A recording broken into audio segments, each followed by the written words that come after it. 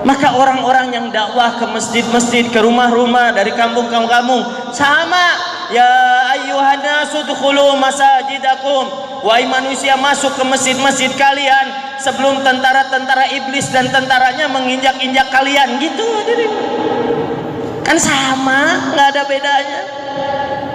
Allah senang dengan cerita dakwah ini, sehingga Allah Subhanahu wa Ta'ala ingin tahu apa sih keuntungan dakwah. Kenapa saya harus ngajak orang? Cukup saja saya ibadah. Kenapa saya harus dakwah? Kenapa saya harus ngajak orang? Allah jelaskan di dalam surat Yasin bagaimana keuntungan dalam dakwah ini. Tidak banyak, dia hanya berkata dengan satu perkataan saja. Dia bukan nabi yang dikirim, dia hanya pendukung saja. Hanya dukung doang, bukan nabinya, bukan. Dikirim ke satu daerah, ke satu kampung, 3 orang nabi. Dia sedang berjaulah mengajak orang-orang kaumnya untuk taat kepada Allah. Ada orang yang dari jauh datang hanya ingin mendukung saja. Ya qaumi ittabi'ul mursalin ittabi'u man la yas'alukum ajran wa hum muhtadun. Ini saja ucapannya. Belum dakwah 4 bulan, belum. Dia hanya berkata ini saja. Wahai kaumku ittabi'ul mursalin, ikutilah orang-orang yang diutus itu. Mereka yang suka ngajak orang taat kepada Allah, ittabi'u man la yas'alukum ajra wa muhtadun, yang mempunyai sifat orang-orang yang ngajaknya ini bukan ngajak kemana-mana, mereka ngajak kepada Allah, yang mana ajakan mereka itu mereka tidak meminta upah, dan mereka ini diberikan hidayah oleh Allah Subhanahu wa Ta'ala. Coba, cuma itu doang. Cuma itu saja, hadirin makan Allah. Bagaimana? Maka reaksinya orang semuanya ketika orang ini bicara semuanya kaget, melotot. Bukan itu, kemudian langsung orang ini Habib An-Najjar ditendang.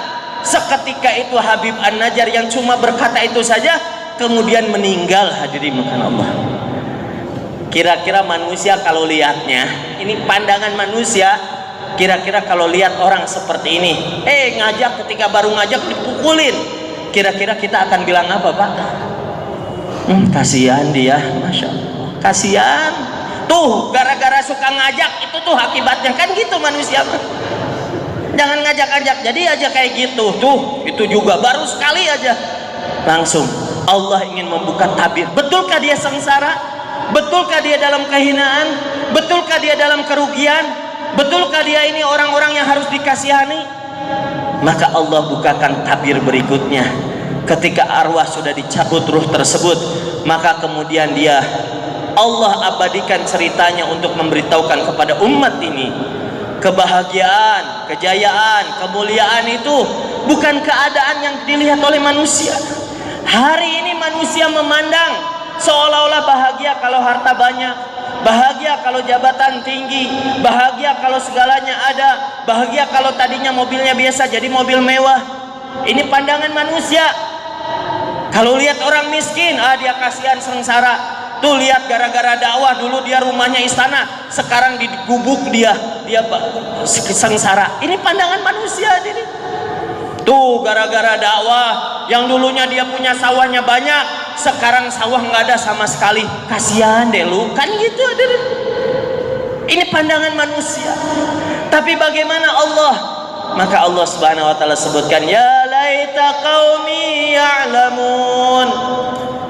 Ini hakikatnya yang maha tahu adalah Allah. Yang merasakan bahagia ini siapa, Pak? Diri kita. Ada orang dia dalam tingkat semuanya ada, tanyakan apa dia bahagia? Enggak, belum tentu.